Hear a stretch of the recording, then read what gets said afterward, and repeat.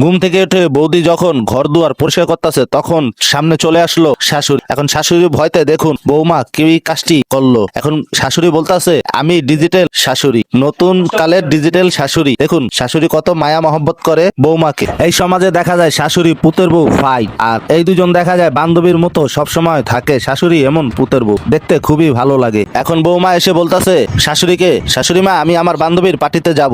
এখন শাশুড়ি অনুমতি দিল, বললো 1 ঘন্টার জন্য না, অন্তত 3 ঘন্টার জন্য। যেরকম বান্ধবীর সাথে বান্ধবী কথা বলতেছে, এইসব বিষয় দেখে খুবই ভালো লাগে। এখন এই জায়গায় শাশুড়ি আর পুতের বউ মিলে শপিং এ যাবে। তার ভিতর দেখুন প্রতিবেশী এসে বৌমাকে এবং শাশুড়ি এমন পুতের বউর মাঝে ফাটল ধরাতে প্রতিবেশী ছুটে আসলেন। এখন শাশুড়ি দেখুন কি কৌশলে পুতের বউর সাপোর্ট নিয়ে প্রতিবেশীর মুখের উপরে জুতো নিক্ষেপ করে দিলেন। এরকম শাশুড়ি যে ঘরে থাকবে কখনো পুতের বউ এমন শাশুড়ির ভিতরে ফাইট এমন রেক্সিন ম্যাচ কখনো হবে না। শাশুড়ি পুতের বউর ভালোবাসা দেখে প্রতিবেশীর মাথায় হাত পড়ে গেল। স্বামীর কাছ থেকে কিভাবে মার্কেটিং এর টাকা আদায় করে বউ। দেখুন এই যে 4টা শাড়ি আনছে নিজের জন্য, এখন কিভাবে নিবে? স্বামী তো 4টা শাড়ি কিনে দিবে না, তার জন্য কত বাহানা দিয়া বলছে এটা ওর কাছে তার জন্য, আর এই যে এই শাড়িটা দেখছো এটা যে আমাদের মেয়ে সামলাই তার জন্য।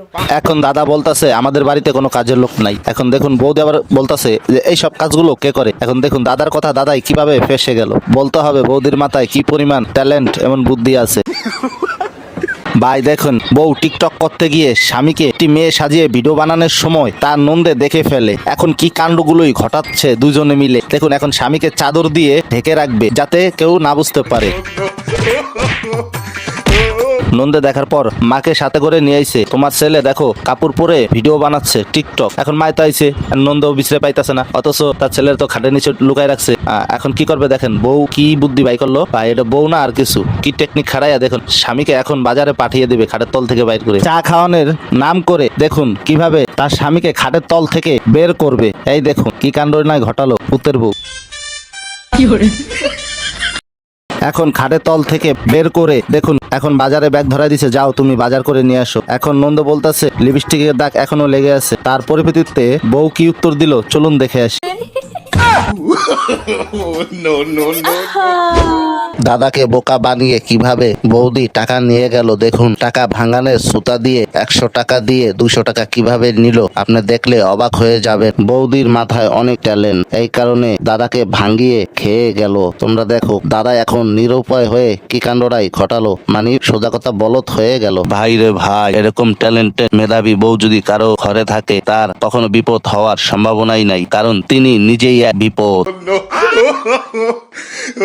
বৌদি যেভাবে ফুসকা খাইতাছে দাদায় দেখে লোভ না সামলাইতে পেরে দেখুন কি কাজটাই না করলো। বৌদি তো চোখ বন্ধ করে বেলপুরি খাইতাছেন, এর মাঝেই দাদায় দেখুন কি কাজটাই করলো। বৌদির সামনে দাদার জিবলার পানি কিভাবে বের হয়ে গেল দেখুন।